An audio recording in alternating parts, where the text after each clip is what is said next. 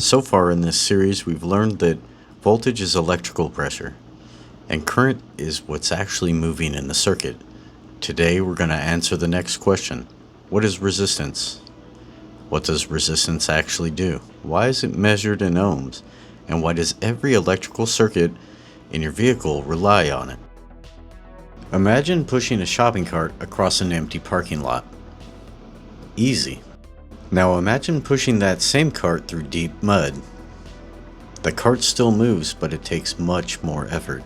That's resistance. Electricity behaves the same way. Electrons naturally want to move, but every material resists that movement to some degree. Some materials like copper have very little resistance. That is why we use it for wire. Others like steel have considerably more. And materials like rubber and plastics have so much resistance that we use them as insulators, at least in the automotive world. Resistance is measured in ohms, represented by the Greek letter omega. The unit is named after German physicist George Simon Ohm. Born in 1789, Ohm spent years studying the relationship between voltage, current, and resistance. His work eventually became what we now know as Ohm's law, one of the most important principles in electrical engineering. You might be wondering why resistance uses the Greek letter omega. There's actually no special electrical meaning behind it.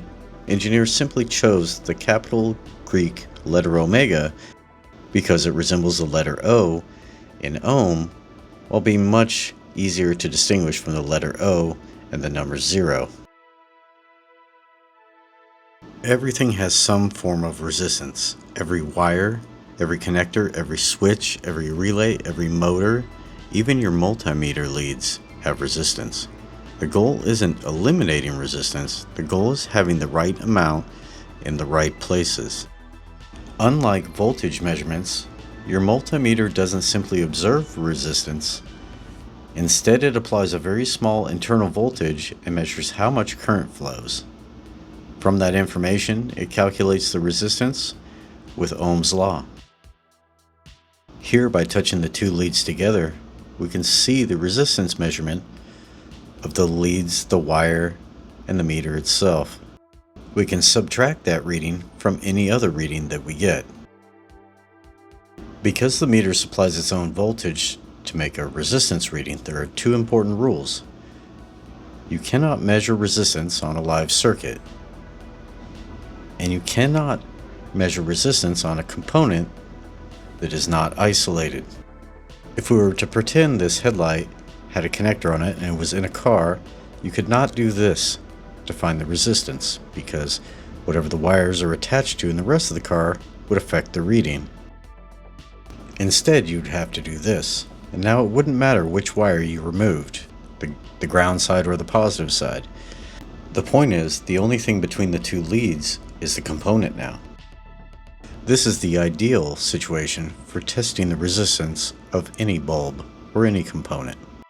With the component or wire or whatever it is that you're trying to test completely isolated, you know that the only thing you're testing is the resistance, like this coil of this relay. The relay coil is an example of wanted resistance. That's how the coil acts as an electromagnet and pulls the relay closed.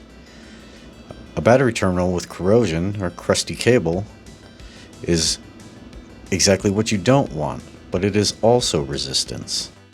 This unwanted resistance is exactly what we learned to diagnose in the voltage drop video. Check the card above. Today we learned what resistance is and how it affects circuits, how to measure it safely with a multimeter. If you've watched all 3 videos in this series so far, you'll understand a little bit about voltage, current, and resistance. The rest of automotive electrical begins to make a whole lot more sense. We'll see you on the next video.